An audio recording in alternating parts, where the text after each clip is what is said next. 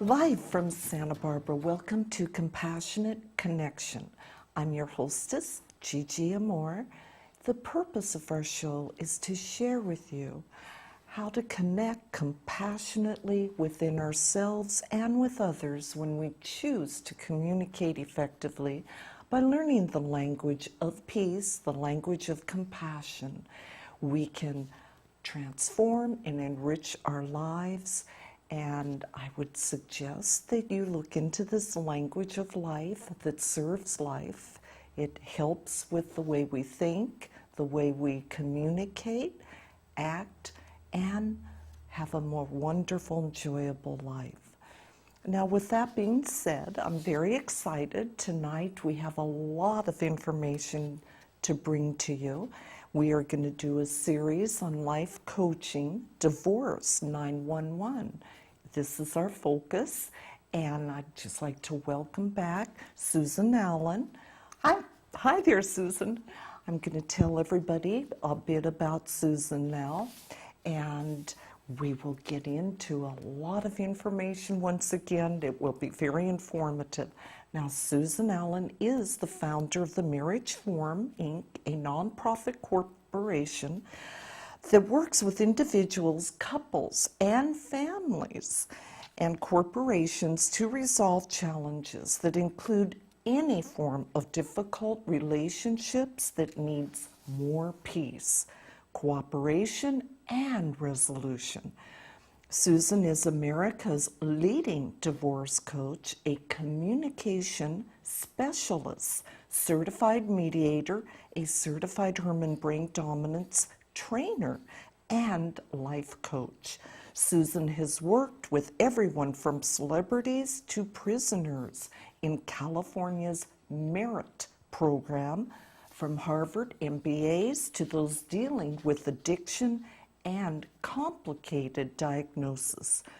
Susan has also been seen on Fox News and on hundreds of television and radio shows, demonstrating the results we can create when we transform the way we think, listen, speak, and act, and focus on solutions instead of on problems. Susan offers a complimentary 1-hour private telephone session so that everyone can transform their lives. Well, what a joy, Susan. That's a lot of information. Thank you. You're highly dedicated to helping people, so yes. I appreciate that. And a bit about what we're going to be talking about tonight. We will look at special skills that Susan has developed that relate to surviving and thriving in a dangerous and difficult divorce situation, which she calls Divorce 911. As Susan says, Hollywood, California is the center of the divorce hurricane that is currently raging in the United States. Now, the average cost of a California divorce is $30,000, though, of course, for celebrities, this number can reach the millions. Yet, there is a way to avoid all this suffering and regain peace and financial security and safety, even in divorce.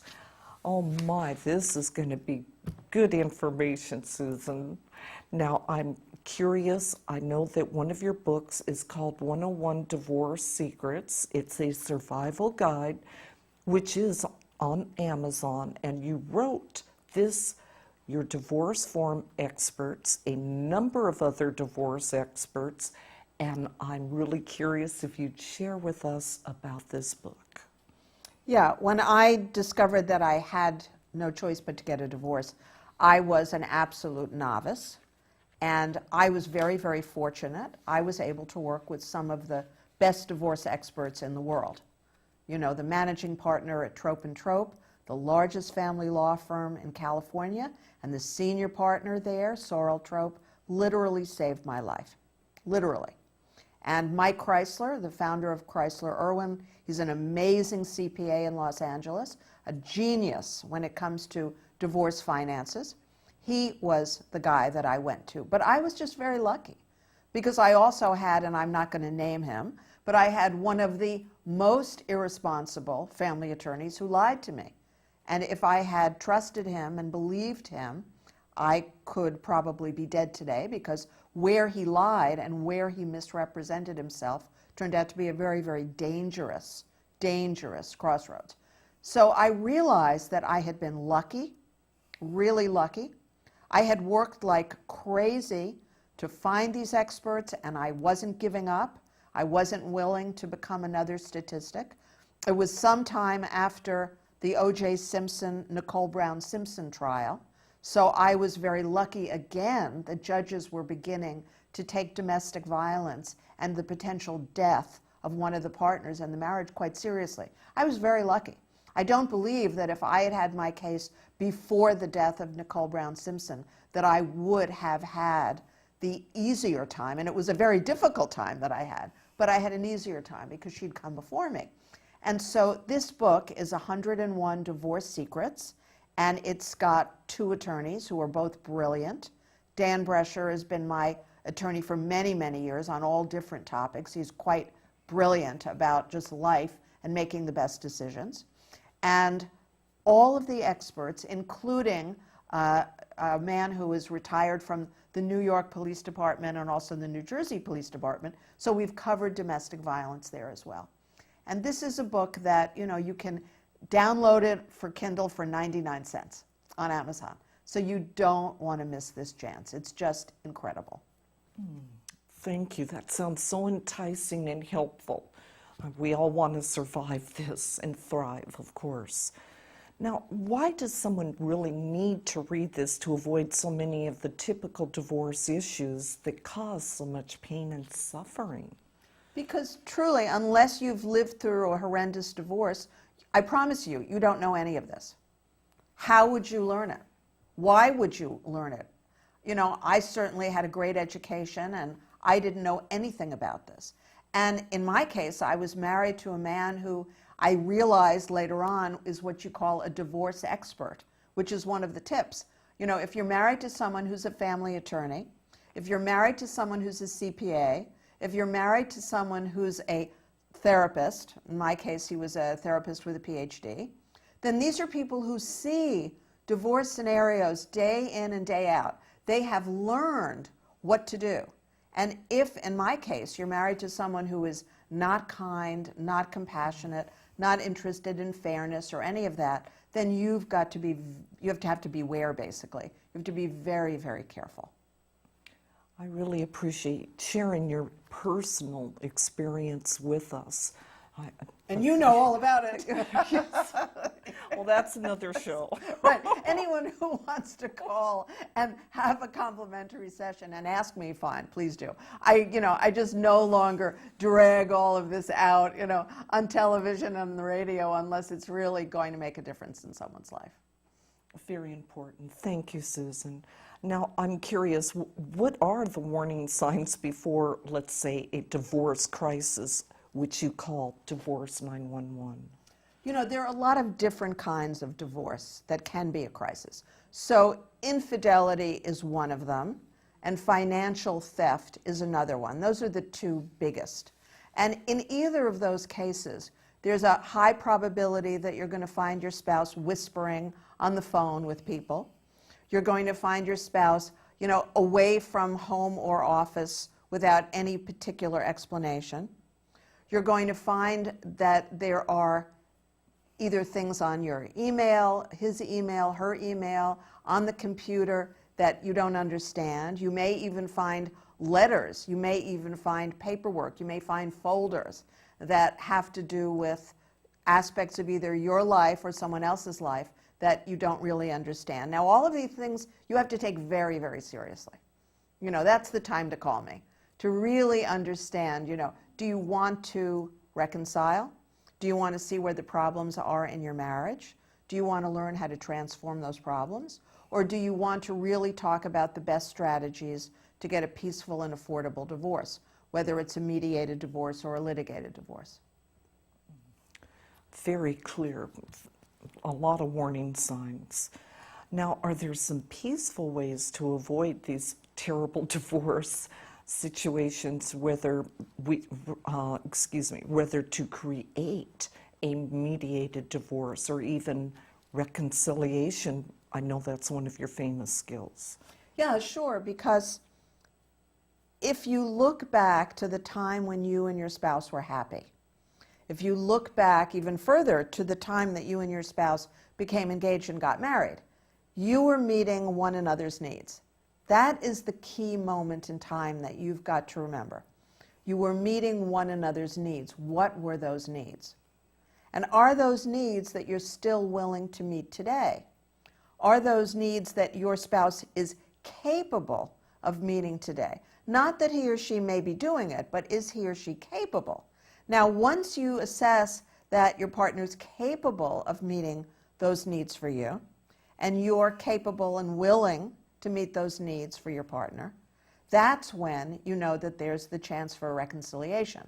And then it is about learning how to create peace, become the peacemaker in the family, and that means learning how to motivate and inspire your partner. That is the key to every reconciliation. Meeting more of your partner's needs first if you want to reconcile, and then motivating your partner to meet more of yours once you are in the process of reconciliation. If you think that it's all about getting your needs met, then really you're looking at a divorce, because that will never get you into a reconciliation. Thank you. That's really a huge part of it, Susan. A lot of clarity on that.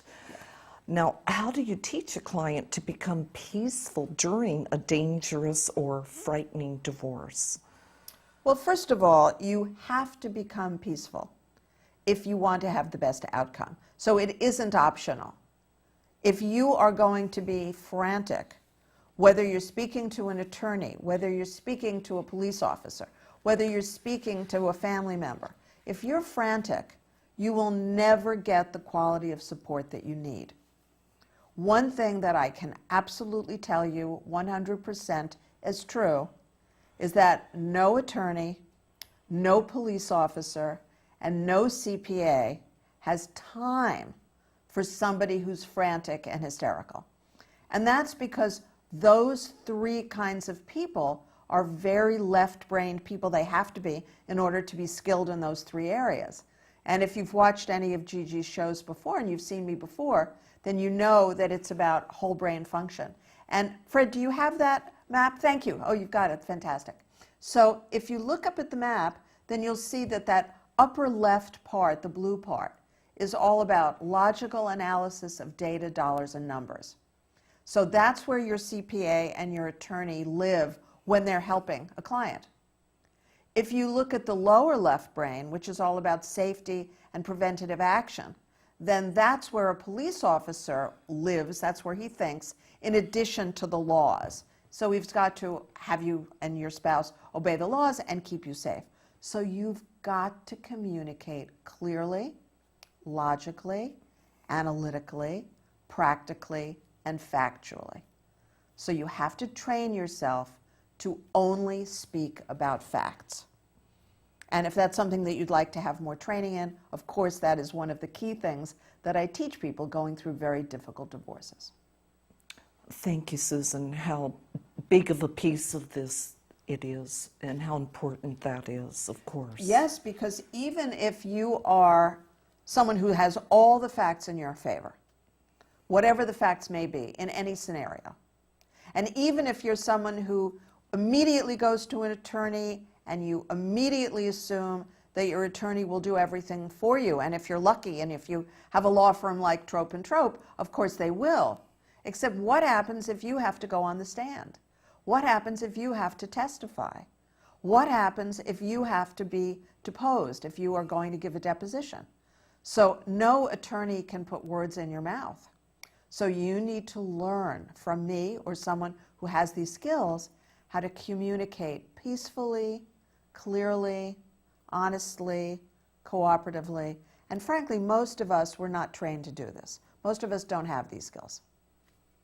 There you go. They need to be practiced, of course. Yeah, you bet. Well, now we're into another question. How about telling us about a, let's say, tragic divorce situation that you helped resolve that had, let's say, a legal aspect to it? You know, the most difficult ones are the international divorces that I've worked on. And I've worked on some divorces as the divorce coach. And the first thing, obviously, I need my client to do who's living overseas is consult with an attorney in that country who is an expert in international divorce law. And I remember one particular client who was living in Asia, and she is from America, and she had two very small children, two dogs, two helpers for the children, and she didn't know how she was going to get safely from Asia to America. So the first thing she did was she consulted with an attorney and found out, because it was essential, that she had the right to go back home with her American children, with her American dogs, and that as long as she would vouch for her two helpers, then she would be able to take them. As long as she vouched for them, she could get an American visa for them. So she did all this completely quietly, absolutely quietly on the QT. And she was such a good student, she was so efficient, that not only did we get her out, her children out, the dogs out, the helpers out, her jewelry out, but we got about 50% of her wardrobe as well. And she learned so quickly how to motivate and inspire her husband to be peaceful and cooperative that she did all of this with my help in the guise of wanting to have a long vacation back in America because there was a SARS epidemic that had been suggested was happening where she was living. And so obviously her husband wanted to make sure that everybody was safe. So she got everybody back to America, motivated her husband to rent a house for her for 6 months, a beautiful house.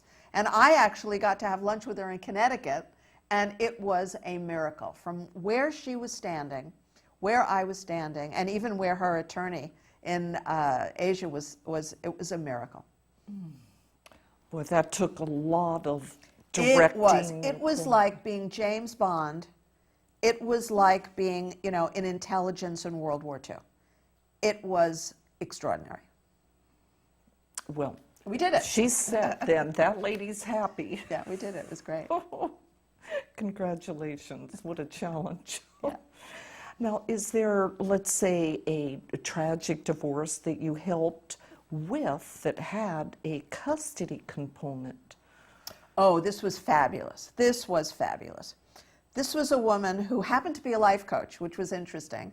And she laughingly said to me, I'm a life coach like you, but I'm not a divorce coach. So her scenario was that she was married to a very violent guy, and she was fighting a custody case in 2 different states when I met her, because they had been living in one state. And then he had said, I understand that you want to move, and that's fine with me, and by all means move, and you have my permission to take the children. And when she did it, no. Excuse me. Bless you. He changed his mind. I think I just got, I'm just remembering this scenario, So he changed his mind. So she got to Connecticut. I don't know why they're all fleeing to Connecticut. I'm not sure in the stories I'm thinking of today. But she was desperate, and she was running out of money because he was violent. She had gotten one of his co-workers to testify against him in the custody case in the original state they were in. And then this witness recanted. She was just too scared. She just said, I can't do it. I can't be involved. So what I taught this particular woman to do, she's a very intelligent woman. She loved her children. She was not going to let them go back to a husband, a father who was violent. And so I said, well, then you've got to find the case law. You've got to find the legal precedents. Your attorney in that state isn't doing it in that state. Your attorney in this state isn't doing it in this state. And she really didn't have money to hire new attorneys. I said, well, there are law libraries. You can get access to a law library. You can get access to this because this is what you must do, or you can hire a paralegal. If your attorney is not doing what you need done, if you don't have the money to replace this attorney with a new attorney and come up with a new retainer and wait to get any money back and all that, you can take it into your own hands and research it in a law library. And that's what she did. She went to the law library near her in Connecticut. She found an enormous amount of case law that was identical to her scenario. Then she took it to her own attorney very sweetly, not with criticisms, not with arguments, but very sweetly, and said, I found this and I'm wondering if this is applicable in my case. The attorney said, absolutely it is, and used it. And then she did the exact same thing online with the law library in the other state. And I got a Christmas card from her that year, just right after she'd finished it, with a photo of herself and her 2 children, and everybody was wearing antlers on their head. And she said, you know, I never would have been able to celebrate Christmas with my children if it weren't for you. And her divorce was quickly finalized, and she had sole custody, and that was the end of that.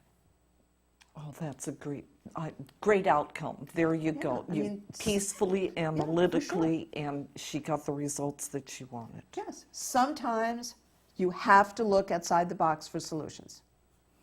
You know, sometimes you are able to find the best attorneys, and sometimes you're not, and then you're able to replace them with the best attorneys, like I did. And sometimes you're not, and sometimes you just don't have the money, and you've got to figure it out for yourself. And that is one of the many, many outside-the-box solutions I've supported clients in having. That's nice. That's doable for anybody. Perfect. Now, parenting and custody, I know, is such a huge part of many divorce, and custody wards are too commonplace. So please tell us about a client you taught to resolve their own custody issues with your marital mediation training. Yeah, this was a really interesting one that I thought I'd mention today. This was a guy, the father, who was a very, very smart guy with a Harvard education, Harvard undergraduate. And he was also a doctor. So he's a very, very smart guy. And he had unfortunately been dating a woman who he admitted it was a really bad idea. And then she got pregnant. It was one of those awful scenarios. You know, if he had, 20/20 hindsight, he realized it was an accident waiting to happen. And from the minute that he married her, because he wanted his child to be, have a marriage, and it didn't want her to be illegitimate, so he knew it was a terrible mistake. From the minute they got married, they had nothing in common. From the minute they got married, his wife was very, very difficult, very, very demanding, very emotionally distraught a good deal of the time. And basically, it was a marriage that he never should have entered into. So he knew very quickly, after about a year, that he wanted out. And the minute he wanted out, he luckily was able to find me and call me. So we were able to deal with it without a lot of water under the bridge. And I said, this has to be handled very delicately. You have to communicate with her in such a way that it's about her not being happy. Because he's a serious guy. I mean, he's a doctor, and he's a Harvard guy, and he's not a, let's go party. He was not a party guy, and she was. And I said, you've got to make this about her not making the right choice. You have to make this about her being very young and really wanting to have a lot of fun, and now she's saddled with this young baby, and she's missing out on the fun in life. And it was just fabulous, because this is exactly what he was able to do. And instead of criticizing him for being a lousy husband, she started to turn over the opportunities of how much could she get out of him. So it became a, what was her price? And then he would, call me, and he would have to have a lot of support and a lot of training so that he would communicate with her in a peaceful and motivating way and not lose his temper and not tell her off. But he ultimately did, and he ended up with 75% custody. And as I explained to him at the time, my guess was, in a very short period of time, she would have been happy to give him 100% custody. She really didn't want the baby. She didn't want anything to do with the baby. She certainly wasn't interested in being a mother. She was a young girl. She wanted to have fun. So as long as he kept making it about her needs getting met, he would get more and more custody and more peace. It worked out. Yeah, and he did it himself because I never met her, I never spoke with her. This was me being a divorce coach and teaching him my marital mediation skills. I love the fact that you keep the peace throughout everything. No matter what. Yeah. And great results. That I'd like to have that. Now, would you be willing to tell us now about a dangerous divorce that you helped with that had a financial part that needed a lot of skills to be resolved? Yes, I'm just thinking which one to give you. There are a lot of those, but there was one that I particularly liked. And in fact, we worked with, I recommended to my client that she work with Mike Chrysler and Chrysler Irvin, the CPA firm in Sherman Oaks Mike is so brilliant. Here was a case where there was addiction and financial problems. The wife was in very good shape. She had a great career. She had a lot of assets. She owned property. And her husband was unfortunately an addict, and he wasn't working. And I was referred to the case through my dear friend who owns Divorce Resource, Deanie Kramer. And she brought me in because she was doing the mediation, but it was very, very awkward. There was a lot of drama because he was an addict. So when I started working with the wife, and it was interesting, the wife was willing to pay for me to work with the husband as well.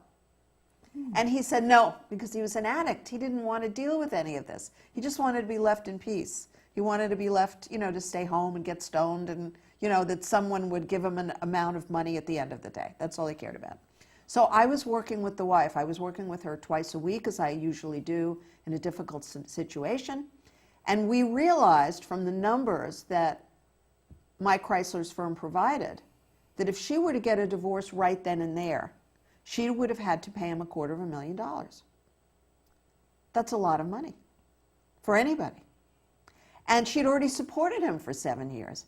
And that, of course, is a very difficult thing for most people who've been supporting a spouse, and now you want to divorce this person who didn't really provide anything, and now you're expected to pay that person for a number of years, 3 years, 4 years, 10 years, whatever it is.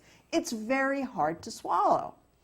But there was an outside-the-box solution, which I was able to see right away, which is if we could get this guy to get rid of this addiction, to get clean and sober, which, I've worked with lots and lots of families. So first of all, if we could get him clean and sober, then we could get him back to work. Because what happens when people get clean and sober? They feel better. They want to do something, want to make a difference. And this was a very sweet guy, aside from his addiction. So I spoke with the wife, and I explained the scenario that if she was willing to stick with him for about a year until he would make these changes in his life, then that would really have a tremendous impact, not only on what she would have to give him, because now he would have work and he would have an income, and there would be a different financial picture, but also he would be rational and she would be able to make a deal with him, whatever that would be. And so she was able to wait 1.5 years because she loved him, she cared about him, she's a sweetheart of a person, she's just an angel. So we were able to stretch this out for 2 years, I think it was. And at the end of 2 years, he was clean, he was sober, he was working. He was earning more money than she was. It was fabulous. And she ended up making a deal with him, $100,000 and something. So it was huge. It was a huge difference. So she was determined that was going to be a divorce, Yes. even after he went Oh, through. yes. Okay. Oh, yes. Because she didn't want to deal with this for the rest of her life. Well, that was a great outcome then. A win-win, actually, for both Exactly. of them. Huge. Oh, my. Well, okay, now, before we speak about the effect of divorce on the children, please tell us about the work that I know that you've done with clients in order to protect their pets during divorce. Yeah. You know, the thing that you need to know, in most states in the United States, pets still don't have any rights. They're treated like property, you know. So it's like, you know, a table, a chair, a car, whatever. And they're not considered. And you, if you really love your pet, as I really adored my own standard poodle, I had to think, was my husband going to care for this dog? Well, he hadn't in the 6 years we were together. Was my husband going to spend the money on veterinary care for this dog? Well, he hadn't in the 6 years we'd been married.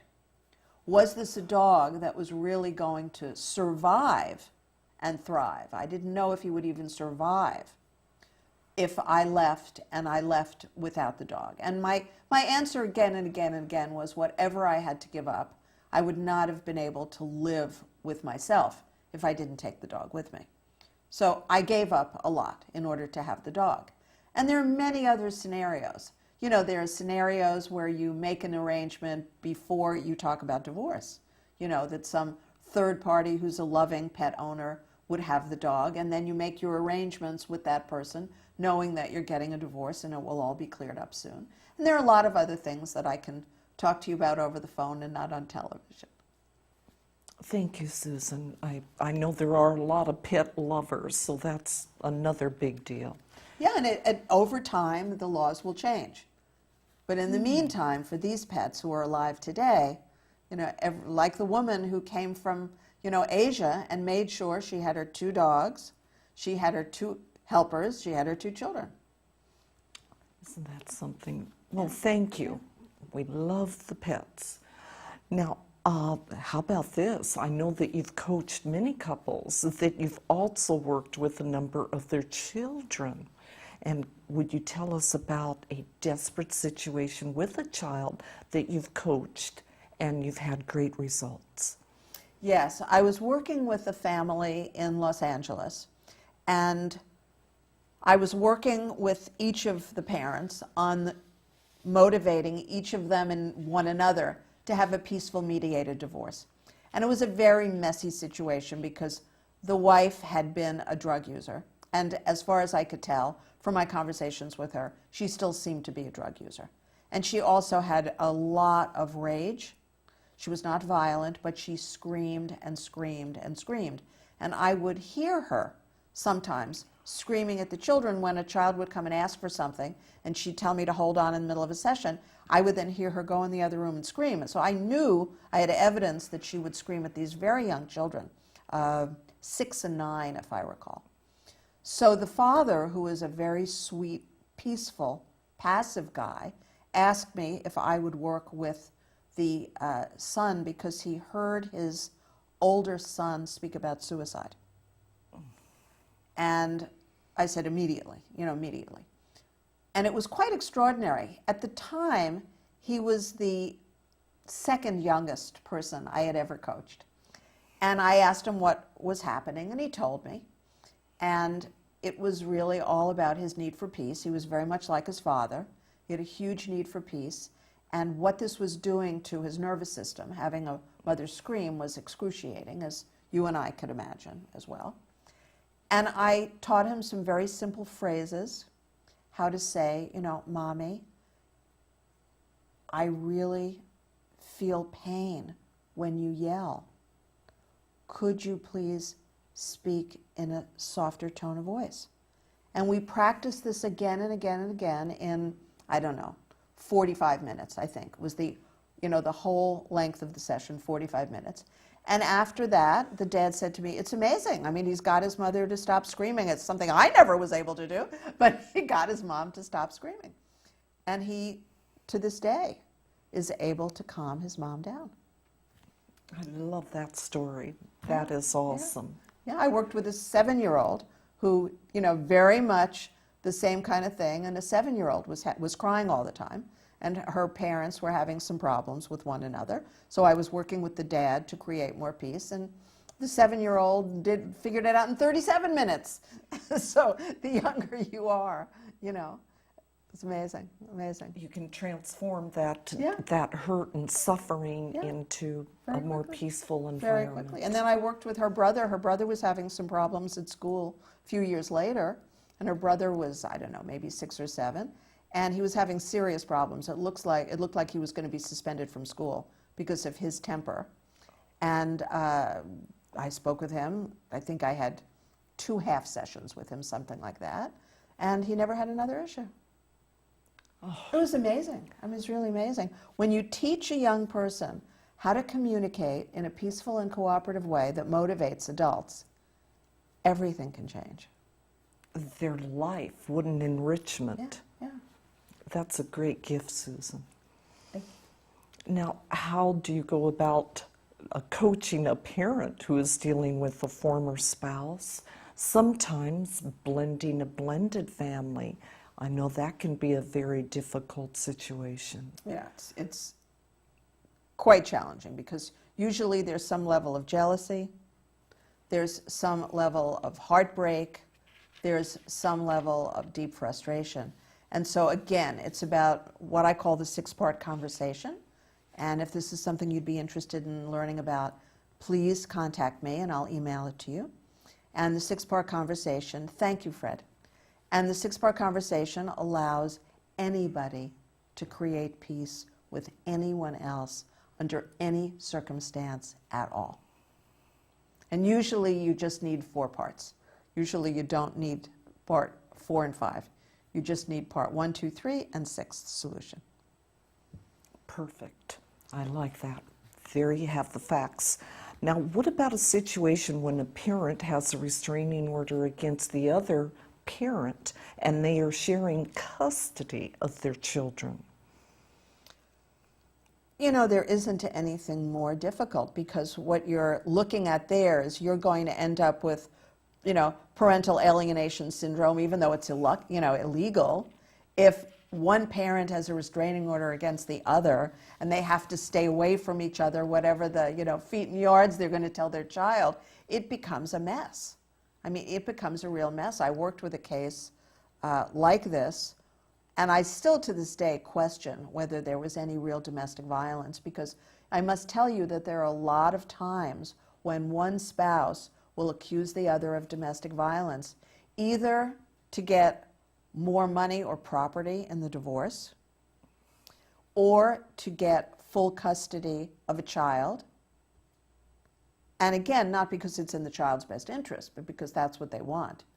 And so this has become a technique that a lot of people have used to manipulate the court system, which is really tragic. That's why it's so important to have a great attorney, because only if you have a great attorney is the great attorney likely to be able to find the lie, amidst all the so-called evidence. So I was able to work with this husband in such a way that he stopped fighting with his wife, he stopped making it be about his ego and his manhood and all this other stuff, and he started to just focus on his son. And if he wanted to be around his son, who was a little tiny kid at the time, 2, 3 years old, he had to be okay with, supervised visitation rather, and he took it, he accepted it, and I let him know that if he would stop fighting, then little by little, his wife, who was very young and had a new boyfriend, would be perfectly willing to reconsider, but not right now, not this minute. Because right now, right this minute, she was actually angry about what she thought was infidelity, which from what I could tell was no infidelity. But it was a big mess, and so you've got to unravel these things little by little, day by day, week by week, month by month, and at the end of a lot of peacemaking and peacekeeping, usually that other partner is willing to relax the edict, and particularly when there was no reason for it in the first place. Very interesting. Tangled web, but you got Yes. through that. Yes. Well, thank you for that information. Now, I know that you personally have a lifetime restraining order against your former husband. And what are the key aspects of living with a restraining order and really staying safe? Well, let me first say that, thank God thank God, I found trope and trope, because I had a permanent restraining order at the end of my divorce trial, and nobody had told me, my attorney hadn't told me, I don't mean nobody, I mean my attorney is the only one who should have told me, that that meant 3 years. So I had agreed to something that couldn't possibly work for me. And I had given up an enormous amount of money and all that in order to get something that couldn't work for me. So the first thing is you need to have an education about what is a restraining order and what is a restraining order not. Then the most important thing is, obviously, a piece of paper can't protect you. So there are a lot of tips in 101 Divorce Secrets of Survival Guide, written by, this incredibly skilled police sergeant, Earl Johnson. So you really want to read this. And you want to remember that you've got to have pepper spray. It's got to be on your keychain. It's got to be in your hand when you get into your car, when you get out of your car. It's got to be something that you've got with you at all times and take seriously. I've got, it on my keychain. I've got it next to my bed. There are all sorts of things that I do. I have all of my mail, and my license has the address of where my mail goes, and it is a post office box, but not at the post office, because they don't take packages. So you need something like at one of the UPS stores. You have to be very, very practical. For 7 years, I was in hiding. Nobody except 3 or 4 close friends knew where I lived. Nobody knew anything about this. And I have a whole list of how I created my own witness protection program, if you will, because that's really what it is. Very good. Well, that could be helpful for somebody that's listening, viewing tonight. Yes, for sure. Wonderful. Now, would you be willing to tell us about a mediation scenario that was very difficult but had a great outcome? Yeah, because just speaking about restraining orders, this was a woman who opened a letter from the IRS that was addressed to her husband, and it said that he owed a certain amount of money. I think it was about $25,000. And she was from another country. So she didn't know anything about the IRS really, except that as anybody would see a letter from them, you could get scared, even if you do know, right? So she went into a panic, and she picked a huge fight with her husband because he didn't tell her about this before their marriage, and she was afraid that she would be liable, which in fact is true. The IRS doesn't care which spouse they're going to get the money from, so you really need to be clear about this. However, what she did about it was really unfortunate. She took out a restraining order against him. I don't know what she said to the police, but she took out a restraining order against him. And then she was referred to me by Arno, who we both know so well, and she wanted to have a mediation. And I said, well, there's a small problem.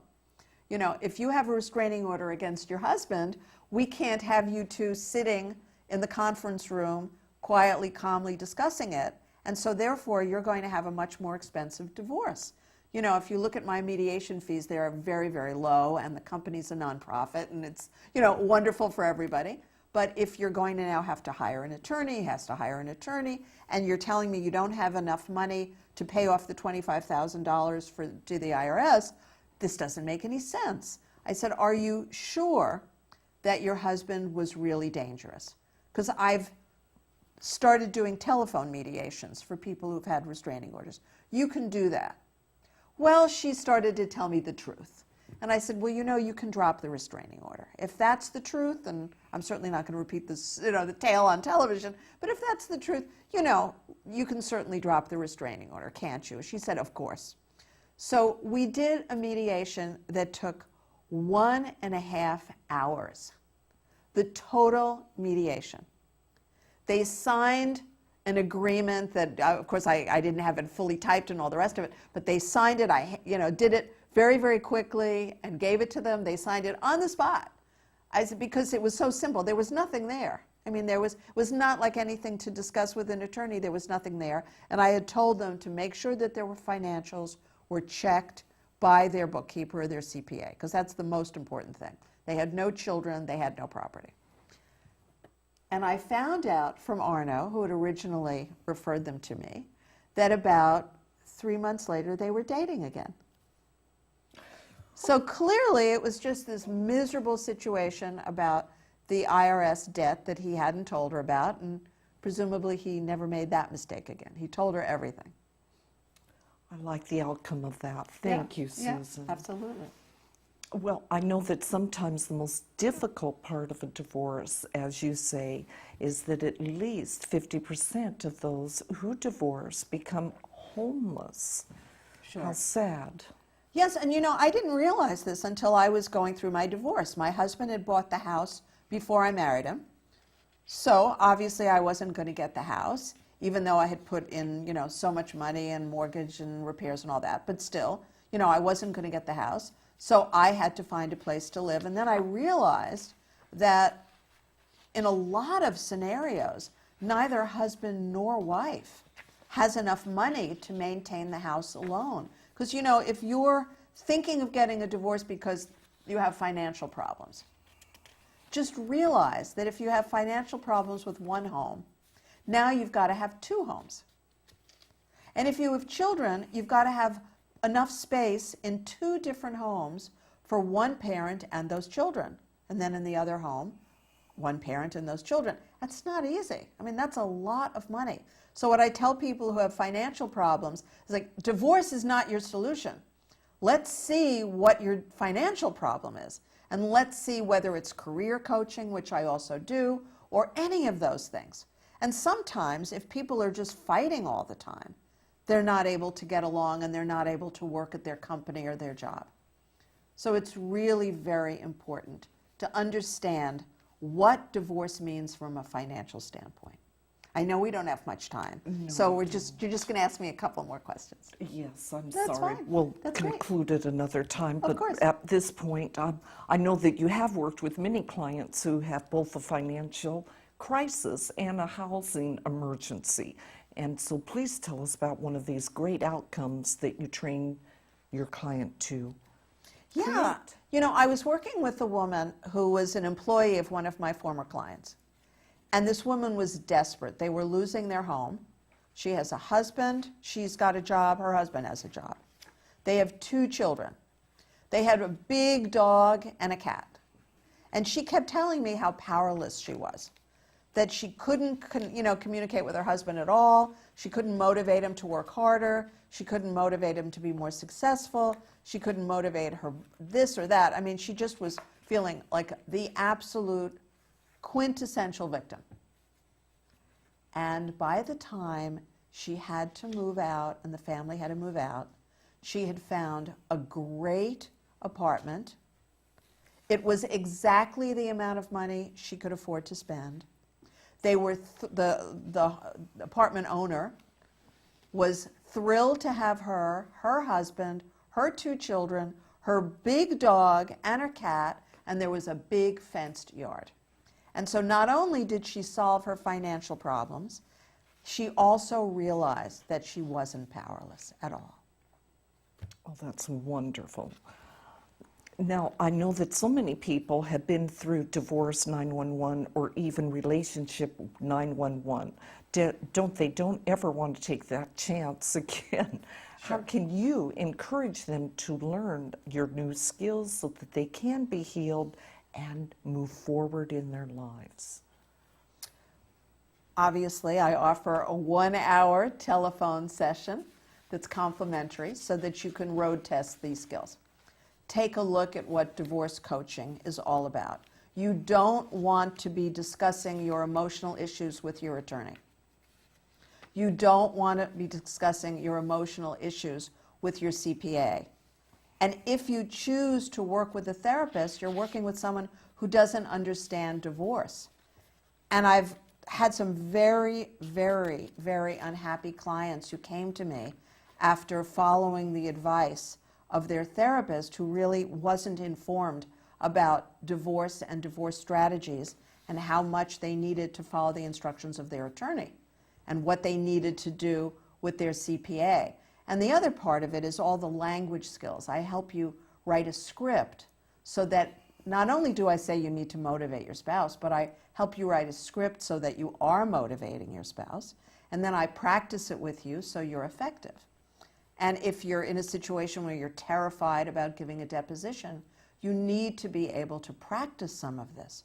You need to come up with language that's clear and that's succinct, and you need to learn through practice how to speak briefly. That's the biggest problem in a deposition. It's so tempting to go on and on and on. You need to practice giving a quick fact and then being quiet. Less is better. I like that. Well, I do have time for another question, Susan. Excellent. So I'm curious, I know that many of your divorce coaching clients return to work with you later on for dating coaching since they realize that they have made some poor choices during the previous relationship. How similar are the skills that you teach them for dating, and which skills are different?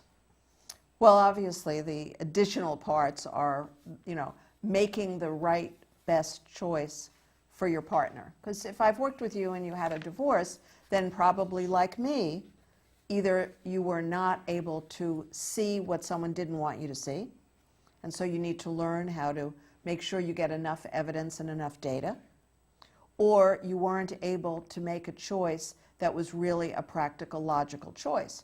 You may have been swept off your feet, but you need to logically analyze if the person who's sweeping off your feet is going to be able to keep you there. And you're going to be able to have a safe and practical life, for a long time. So these are all different skills. The bottom line is you've got to have whole brain thinking. Herrmann Brain Dominance is used by 90% of the Fortune companies because it allows us to truly understand a situation, make the best choices. And of course, that's what I teach. And in dating, whether I'm teaching you online dating or I'm teaching you how to relate to somebody and ask questions in a motivating way, but get your answers. Make sure you don't go home without your answers. These are the skills you need in order to move on for the future. That's a beautiful gift. I like the fact that they learn it and it enriches their life forever. So that the divorce doesn't become the curse that we once thought it was, but it becomes the bridge to your future. Beautifully said. Well, thank you, Susan. Well, once again, you've shown us that even in a terrible divorce, your divorce form and your Heartspace system skills and tools, they do teach clients how to turn around a divorce to have the most peaceful, safe, and financially secure outcome for them, themselves, and their children, and those pets we also love. So how encouraging. Very nice. Thank you so much. It's been a joy. Now, for our viewers, I would just like to reflect on what Susan has going on here locally in Santa Barbara. You can enjoy her Susan Allan's column, Ask the Love and Relationship Coach. This is in our Santa Barbara Family Life magazine. It's available online, www.sbfamilylife.com, and susanallan.org. You can have that free complimentary 1-hour telephone session and find out how you can have that more enriched life. And that would be at Susan's number, 805-695-8405. So I recommend that you look into that. That's quite a gift. Now also, Susan's email is susan@susanallan.org. And Susan's YouTube is youtube.com/user/Susan Allan 2001. Now, reflecting on our show, here we are live every Tuesday night from 8 till 9 o'clock. And throughout the week, there's many times that the show re-airs. It varies, so I won't complicate it with the facts that I have. Now, if you have some challenges, concerns, some questions in your communication skills or situation, we would love to hear from you. You can give us a call, 805-698-8233. I'm getting back to a few calls tomorrow, I promise. And I'd just like to mention you can contact us also. We appreciate your emails at ggmore@cox.net. Also, we can watch these shows and some of your favorite guests. Everybody's informative, that's for sure. That would be at compassionateconnection.tv. Now, next week, we are going to have on Dr. Joe, and he is a doctor with X-ray vision with a lot of hope and health to be discussed for you. And I would just like now to say thank you to everyone here in the studio. They've helped throughout the years. Of course, Matt and Mark, throughout the whole 9 years. Mark has been with us most every night. Thank you, Mark. We appreciate your patience with us and support. And I'd just like to say thank you right here in our studio in the control room, our director, Fred Winter. We couldn't do the show without him and his genius. We love you, Fred. I think we've behaved tonight. And Tyler Geck on technical support. Thank you, Tyler. You're awesome. Always happy. I appreciate that. And for our viewers, I do wish you all permanent, continuous, countless, and inescapable moments of compassionately connecting. Enjoy.